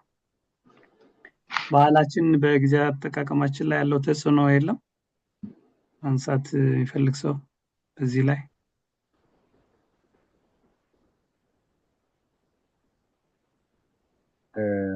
እሺ አይ ብዙም ምለው የለኝም፣ ግን ባህላችን ለጊዜ ቀሲስ መጀመሪያ ጊዜ ይስጥልን፣ ስለ ጊዜ እናመሰግናለን። ባህላችን ለጊዜ አጠቃቀማችን ተጽዕኖ አለው የሚለው በእኔ መረዳት አለው ነው የምለው። ምንድነው ቅድም እንደተጠቀሰው ለምሳሌ የሆነ ቦታ ላይ ፕሮግራም ቢኖር ስንሄድ በእኛ ፕሮግራም ብቻ አንዳንድ ነገሮች በእኛ ፕሮግራም ብቻ አይሄዱም። በሌላ በኩል ያለው የእኛን የጊዜ አጠቃቀም በእኛ የጊዜ አጠቃቀም ላይ ተጽዕኖ ያሳድራል። ለምሳሌ በአገልግሎት እንኳን ስናይ ስብሰባ ተብሎ ሲጠራ ስብሰባ ማለት እንግዲህ ወይ ሁለት ወገን ሊሆን ይችላል ወይ ሶስት ወገን ሊሆን ይችላል። አንዱ ወገን ተገኝቶ አንደኛው ወገን በተለያየ ምክንያት የሚዘገይበት ነገር ሊፈጠር ይችላል።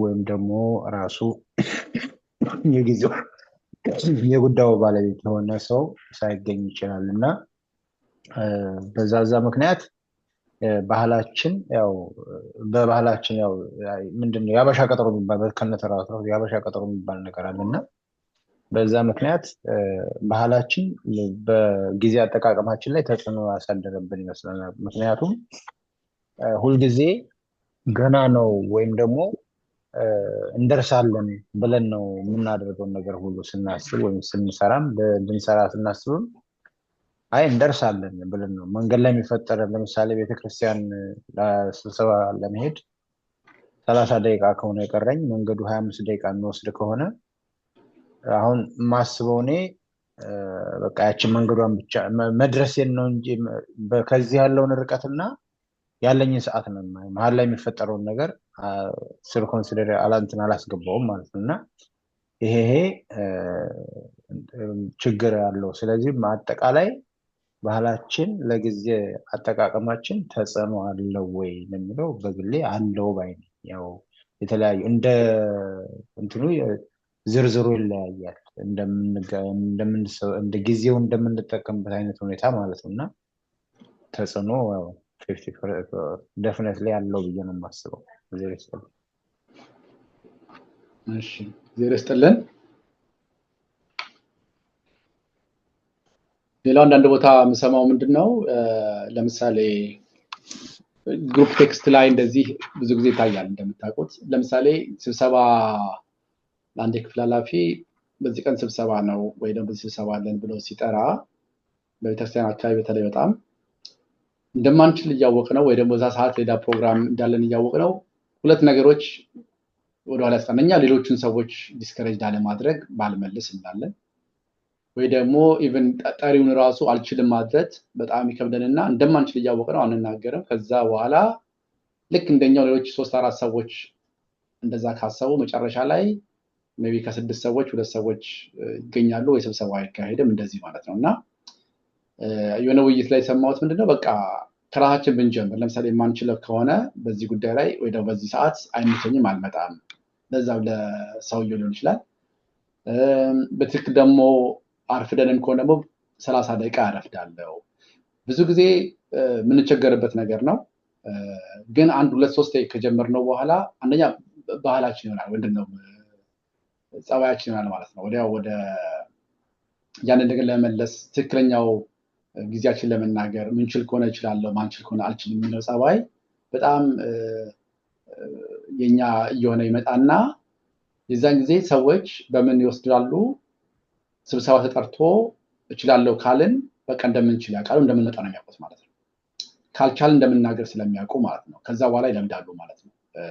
ጭራሽ ካልመጣን ይህ ሰው ምን ሆኖ ነው በጊዜው ምንድነው በደናው አይደለም ወይ በደናው አይደለም ተብሎ የሚደወልበት ሰው ይሆናል ማለት ነው። እና አንድ ከሌሎች ሰዎች ጋር የተማርኩት አንድ ጉዳይ ያ ነው። ባህላችን ላይ ብዙ ጊዜ ማንችለውን ነገር አልችልም አልመጣም አይመቸኝም በዛ ሰዓት ለማለት በጣም እንሳቀቃለን። ምክንያቱም የሌላውን ሰው ህሊና እንጎዳለን ብለን ስለምናስብ ማለት ነው። እና እንደው ካጋጠመኝ ላካፍላችሁ ብዬ ነው። እስቲ ሌሎች ሀሳብ ካላችሁ ጥሩ ነው። በጣም እግዚአብሔር ይስጥልኝ መስፍን።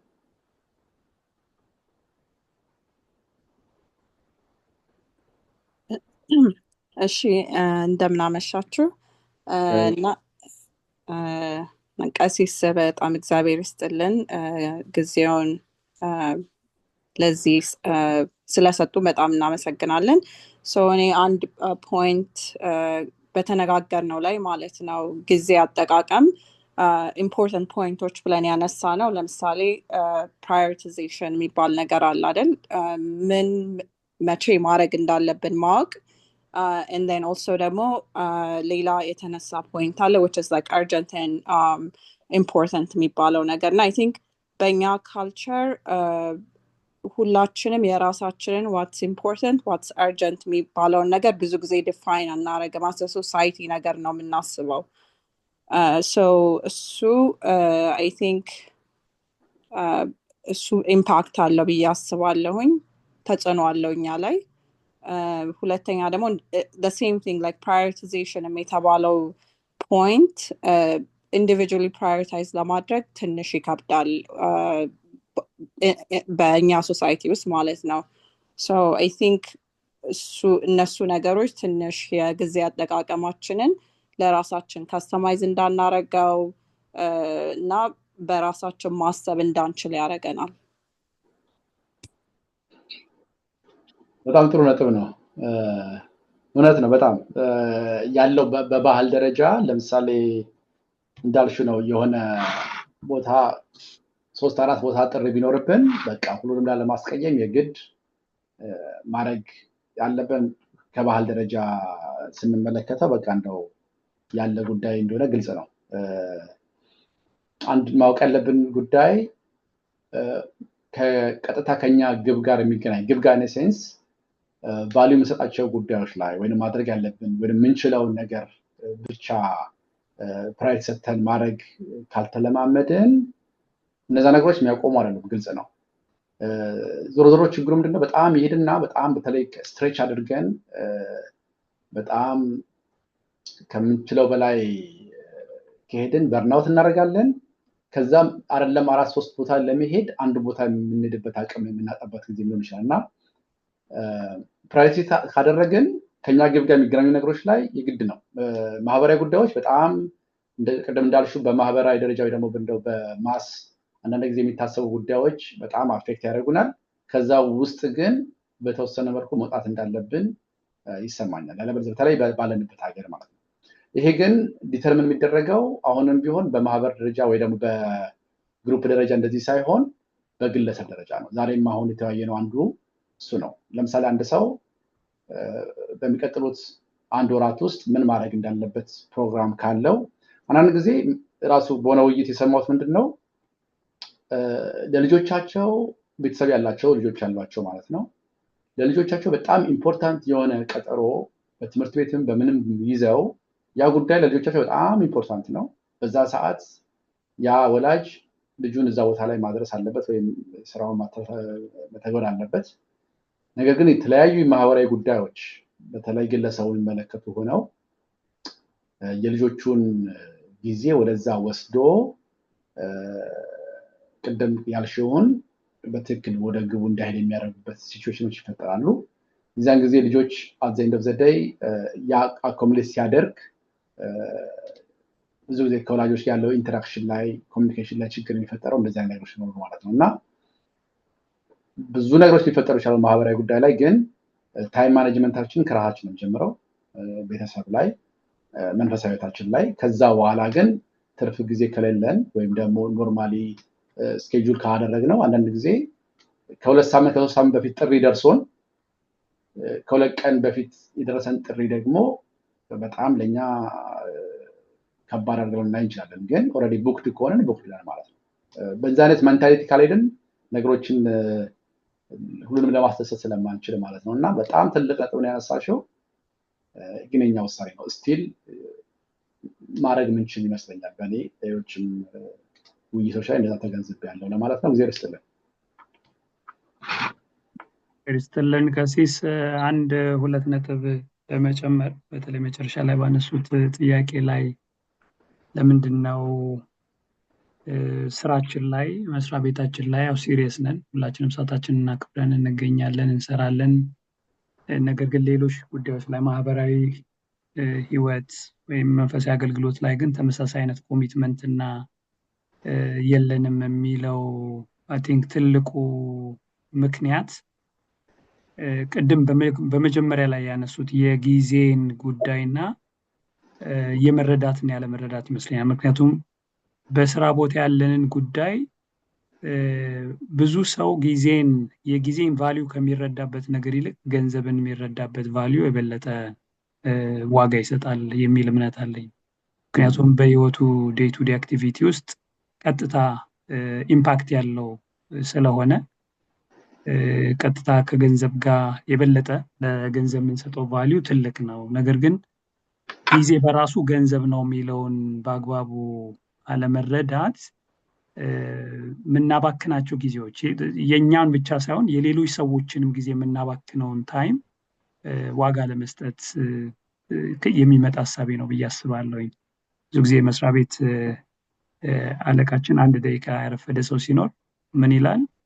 የዛ ሰው ማርፈድ ብቻ ሳይሆን የሌሎቹን ስብሰባ ውስጥ ያሉትን 10-15 ሰዎች 1 ደቂቃ ሁሉ አጥፍቷል ያ ሰው ይላልና በጣም ትልቅ አባባል ነው። ምክንያቱም እኛን ብለው የሚጠብቁ እኛን ብለው ስብሰባው ሊጀመርበት ከሚችለው ሰዓት ምናዘገየው ወይም ያ ስራ ሊሰራበት ከሚችልበት ሰዓት ምናዘገየው ነገር ትልቅ ኢምፓክት እንዳለው አለመረዳት ጭምር ነውና አይ ቲንክ የዛ አይነት አስተሳሰብ ማዳበር ለምን ኮሚትድ ላደረግነው ነገር እኔ በዚህ ጉዳይ ሳተፋለሁ ሰራለሁ ላልነው ጉዳይ በቂ ጊዜ እንድንሰጥ ሰዓታችንን አክብረን እንድንገኝ የጊዜን ቫልዩ በአግባቡ መረዳት የሚያመጣው ኢምፓክት ትልቅ ይመስለኛል። ይሄን ብዬ አንድ ለጨምር ፈልገው እኔ በተለይ በዚህ ዘመን አሁን በዚህ በኢንፎርሜሽን ኤጅ የሶሻል ሚዲያ መስፋት ጋር ተያይዞ እኔ ሁሉም ሰው ጊዜ የለኝም የሚልበት ሌቭል አድርሶታል አለ። ሁሉም ሰው ቢዚ ነው። ያው ጊዜ ለሚያስፈልገን ነገር ካልተጠቀምንበት በተቃራኒ ዝም ብሎ የሚባክን ጊዜ የለም አይደለም። በሆነ ነገር የሚባክን ባለመስራትም ቢሆን በሆነ ነገር የሚባክን ታይም ነው የሚኖረውና በጣም ጊዜ የሚወስዱ ጊዜ የሚበሉ በጣም ብዙ ነገሮች የበዙበት ታይም ነውና ሁሉም ሰው ምንም ሳይሰራ ግን ቢዚ ነው። የሚሰራውም ሰው ቢዚ ነው፣ ማይሰራም ሰው ቢዚ ነው በዚህ ታይም። ስለዚህ አይ ቲንክ አንድ ምናልባት ጊዜን በአግባቡ ለመጠቀም ከሚረዱ ነገሮች ራስን ማወቅ በትክክል የት ነው ጊዜን ማጠፋው የሚለውን ታይም ሎግ አድርጎ የተወሰነ ጊዜ ወስዶ ራስን መጀመሪያ መረዳት የት ነው የኔ ጊዜ የሚባክነው፣ ምን ያህል ጊዜ ነው በህይወቴ ውስጥ ለሚያስፈልገኝ ወደ አላማዬ ለሚመሩኝ ነገሮች የምጠቀመው የትኛውን ጊዜ ነው፣ ደግሞ የትኛውን ጊዜ ደግሞ ሳልፈልግ ዝም ብሎ የሚባክን ጊዜ ያለ የሚለውን ራስን ማጥናት አንዱ ትልቅ ነገር ነው ብዬ አስባለሁኝ። እንደው አንድ ተጨማሪ ነገር ለመጨመር ኢቨን ጊዜን በአግባቡ ለመጠቀም ራሱ እየሰሩ ባሉ ሰዎች ውስጥ ስራዎችን ኖረው ቅድም እርሶም አንስተውታል ለነገ እያሉ ስራዎችን ማሳደር ብዙዎቻችንን የሚያጠቃን አንዱ ነገር ይመስለኛል። በአግባቡ ስራችንን እንዳንሰራ ጊዜያችንን በአግባቡ እንዳንጠቀምና በዚህ ውስጥ ለነገ ላለማለት አንደኛ የምንሰራውን ነገር አንደርስታንድ ማድረግ ብሬክ ዳውን ማድረግ ስሞል ፒስስ በቀላሉ ለመስራት እንድንችል ሁለተኛ ይሄ ምንድነው የ5 ሚኒትስ ሩል የሚሉት አለ አይደለም አንድን ስራ በቃ መስራት ያሰብነውን ስራ ቢያንስ 5 ደቂቃ ያህል ገፍቶ መጀመር ስራውን ለመጨረስ በጣም ትልቅ ኃይል ይሰጣል የሚል አስተሳሰቦች አሉ እና በዛ ውስጥ መስራት ያለብን በተለይ ቀደም በተቀመጠው ኳድራንት ውስጥ አርጀንት እና ኢምፖርታንት ብለን ያስቀመጥናቸውን ነገሮች ደፍረን ለመስራት የመጀመሪያው 5 ደቂቃ ውስጥ መጀመር ለመፈጸም ትልቅ ጉልበት የሚሰጥ ይሆናል። በጣም ዲስትራክት ከሚያደርጉ ነገሮች ደግሞ መራቅ ስራን ጀምሮ ላለማጠናቀቅ የሚረዳ አንዱ እሱ ስለሆነ እነዚህ ልጨምር ብዬ ነው። እግዚአብሔር ይስጥልኝ። እግዚአብሔር ይስጥልን። በጣም ጥሩ ነጥቦች ናቸው።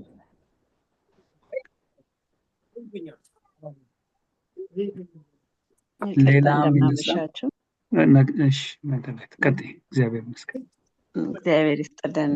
ቀሲስ መጀመሪያ ላይ ለተጠየቀው ጥያቄ ነው ባህላችን ኢምፓክት አለው ወይ ለእንትኑ ላይ ምንድነው አይ ቲንክ ቃሉ ትክክል ካላልኩት አላውቅም፣ ግን የኛ የባህላችን የጊዜ አጠቃቀማችን ላይ ተጽዕኖ አለው ለሚለው እኔ በሱ አልስማማም። እኛንን ባህል ያደረግነው እንጂ ባህሉ የጊዜ አጠቃቀማችን ላይ ተጽዕኖ እንዲኖር አድርጎ አይደለም።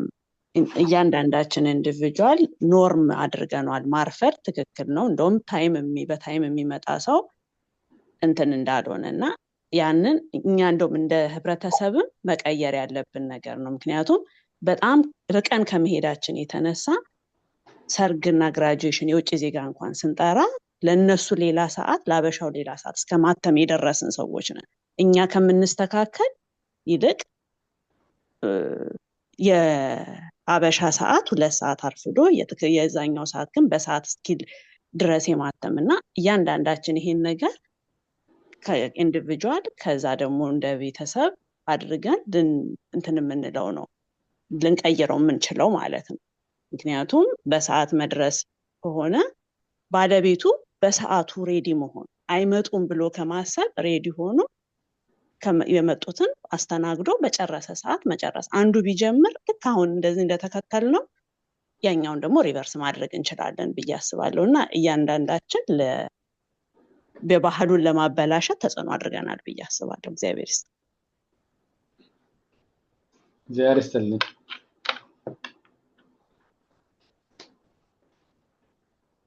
እስቲ አንድ ጥያቄ ቀሲስ ልጠይቅ። እሺ እግዚአብሔር ይስጥልኝ ቀሲስ። ቅድም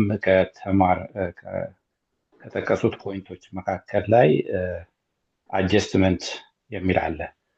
ራስን አጀስት የማድረግ ከሰጡትም ምሳሌ ስለ ሰርጋችን ነው።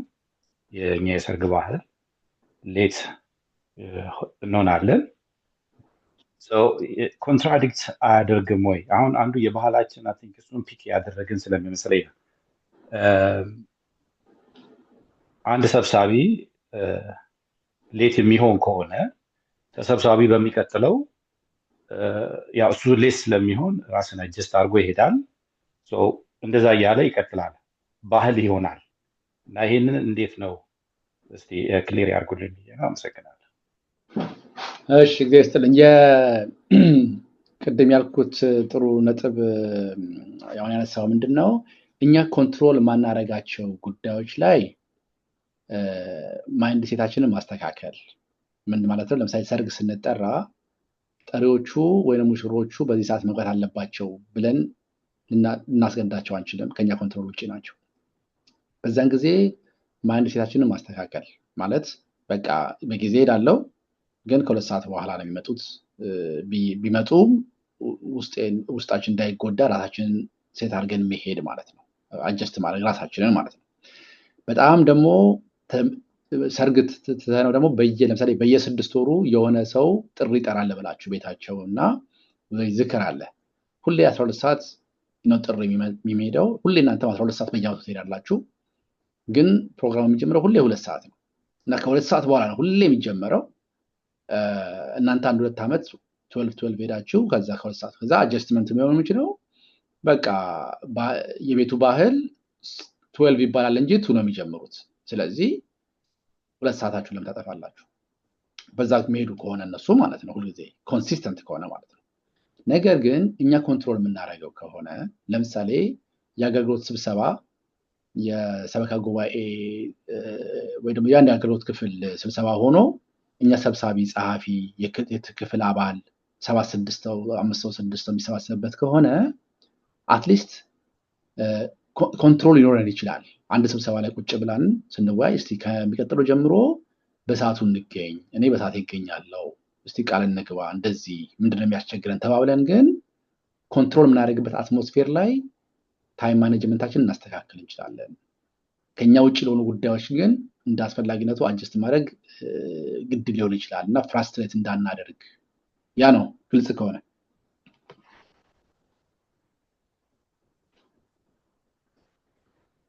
መልካም። ኢሳይ እሺ እሺ ቀሲስ እግዚአብሔር ይስጥልን ስለሰጡን አገልግሎት። አስተራዬ ይባላለሁ። ሰበካ ጉባኤ ውስጥ ስራ አስፈጻሚ ከሆኑት ውስጥ አንዱ ነኝ ከሲሳይ ጋርና ከአባቶቻችን ጋር። በእኛ ስብሰባ 7 ዓመት ተኩል እንግዲህ እየሞላን ነው። አሁን ቀሲስ እንዳሉት ስብሰባውን የምንመራውና የምንጠራው ሰዎች ተለማምጠን እንኳ ቀን አስወስነን እንደገና ከአንድ ቀን በፊት ሪማይንደር ሰጥተን በፕሮግራም ላይ ባለፈው ሳምንት ወይም በወዲያኛው ሳምንት በ15 ቀን በ3 ሳምንት ወጥነን ሪማይንደር አድርገን አለመገኘት ብቻ እኮ አይደለም እንደማይገኙ እንኳን ማይገልጹልን ሰዎች አሉ። አሁን ይሄንን ባህልም አልለውም እንደገና ልማድም አልለውም፣ ግን እንደው በደመ ነፍስ መጓዝ ማለት ነው። ከተመቸኝ ይገኛለሁ፣ ካልተመቸኝ አልገኝም ማለትም ሊሆን ይችላል። አይ ተገኘው አልተገኘው ለውጥ አላመጣም ማለት ሊሆን ይችላል። ሌላም ግን በሁሉም ቦታ በዚህኛው በሰበካ ጉባኤ በየአብያተ ክርስቲያናቱ የምናየው ነገር መንፈሳዊ አገልግሎትን ዘለግ አድርጎ አለማየት አንድ ችግር ይመስለኛል። የተሰጠን የህዝብ አደራ ፊዱሻሪ ሪስፖንሲቢሊቲው በዚህም ሀገር ቋንቋ ከብዶ አይታይም። የተወሰነ ሰው ደግሞ ተፍ እያልን ስንሰራ ያልተገኙቱ ወይም ዘግይተው የመጡቱ ብሌም ያደርጋሉ ማለት ነው። እንደገና መከለስ አለብን፣ ወደ ኋላ ተመልሰን መንገር አለብን።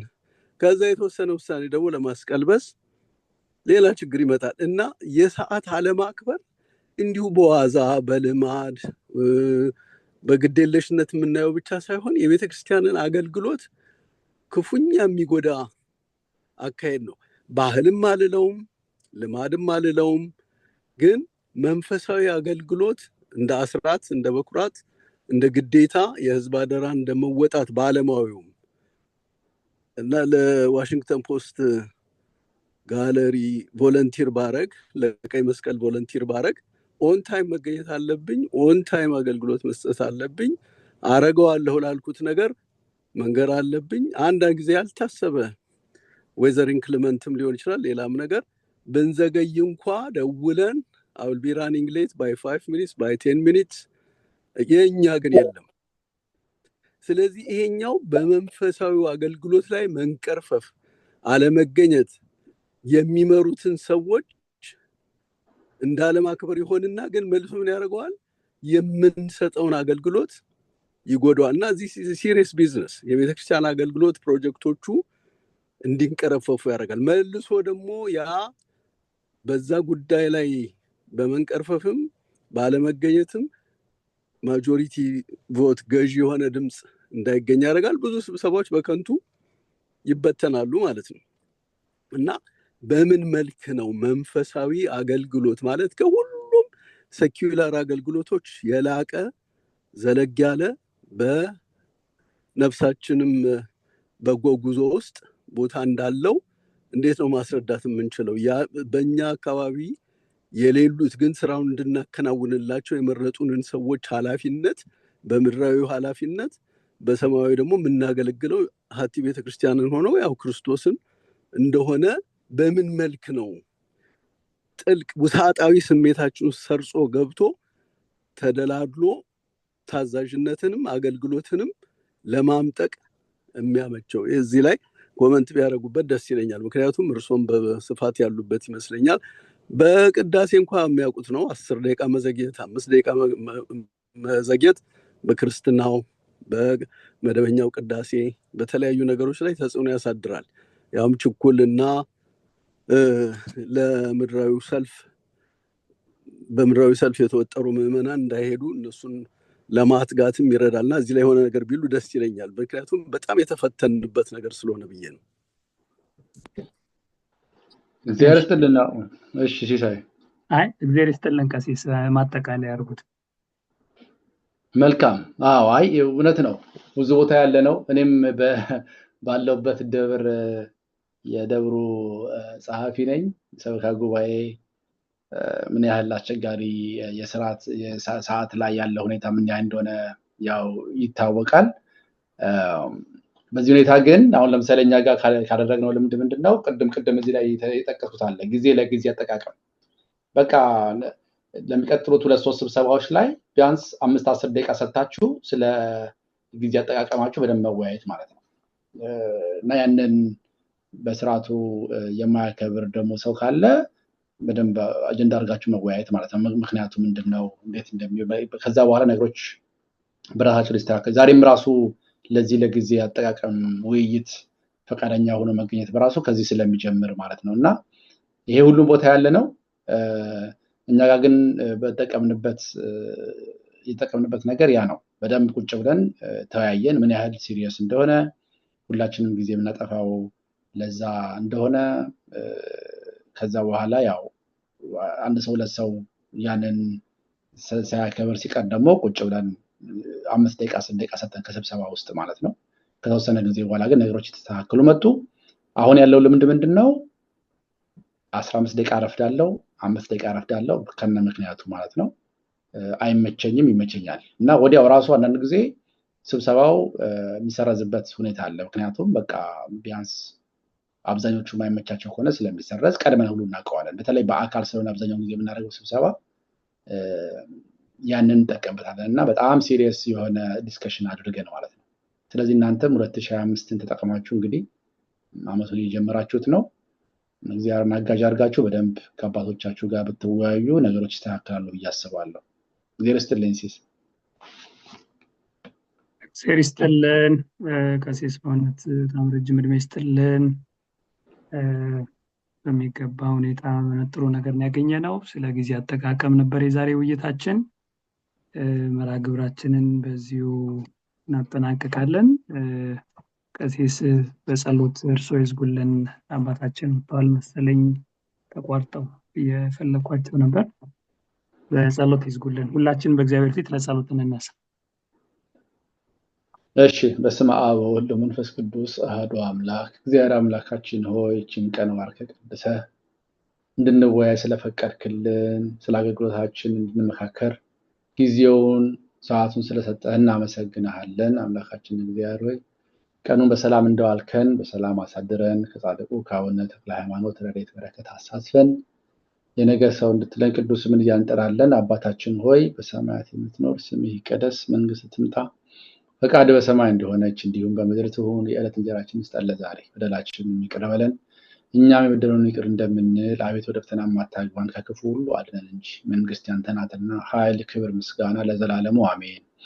እመቤታችን ቅድስት ድንግል ማርያም ሆይ በመልአኩ ቅዱስ ገብርኤል ሰላምታ ሰላም እንልሻለን። በሐሳብሽ ድንግል ነሽ፣ በሥጋሽም ድንግል ነሽ። አሸናፊ እግዚአብሔር እናት ሆይ ሰላምታ ላንቺ ይገባሻል። ከሴቶች ሁሉ ተለይተሽ አንቺ የተባረክሽ ነሽ፣ የማኅፀንሽ ፍሬ የተባረከ ነው። ጸጋን የተመላሽ ድንግል ሆይ ደስ ይበልሽ፣ እግዚአብሔር ከአንቺ ጋር ነውና ከተወደደው ልጅሽ ከጌታችን ከመድኃኒታችን ከኢየሱስ ክርስቶስ ዘንድ ይቅርታን ምሕረትን ለምኝልን ኃጢአታችንን ያስተሰርይልን ዘንድ ለዘላለሙ አሜን። ኦ እግዚእ ኢየሱስ ክርስቶስ ሥራይ ኃጢአቴ ወኃጢአተ ኩሉ ሕዝብ ከማይሠራ ኃጢአት እግዚአብሔር ይፍታ። ይፍቱኝ፣ ይባርኩኝ፣ ሁላችን ይባርከን።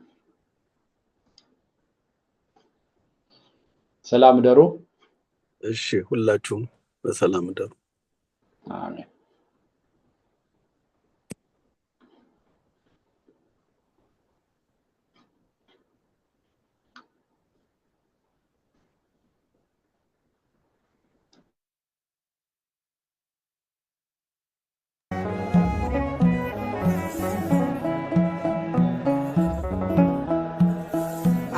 አረሳት ኢትዮጵያ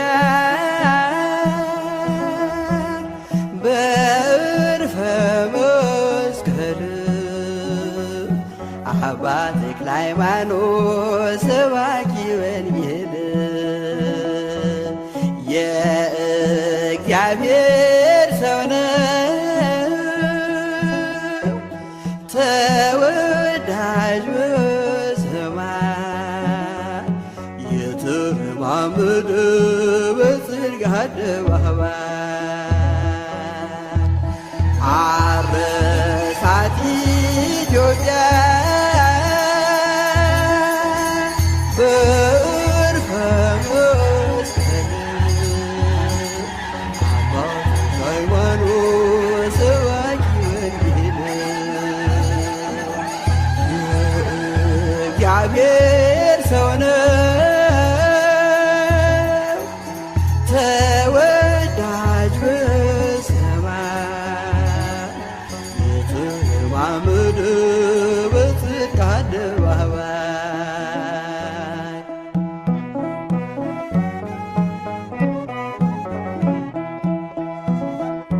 ፈውስና ጸሎቱ ቃሉ የተሰማ ወንጌል የሰበከ በገጠር ከተማ የጢሳው ኮከብ የደብረ አስቦቱ ለወንጌል ተዋጋሽ ንጽሕት ሕይወቱ አረሳት ኢትዮጵያ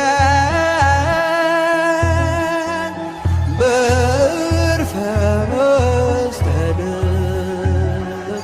አባ ተክለ ሃይማኖት ሰባኪ ወንጌል የእግዚአብሔር ሰው ነው ተወዳጅ በሰማይ የተረማመደ በጽድቅ አደባባይ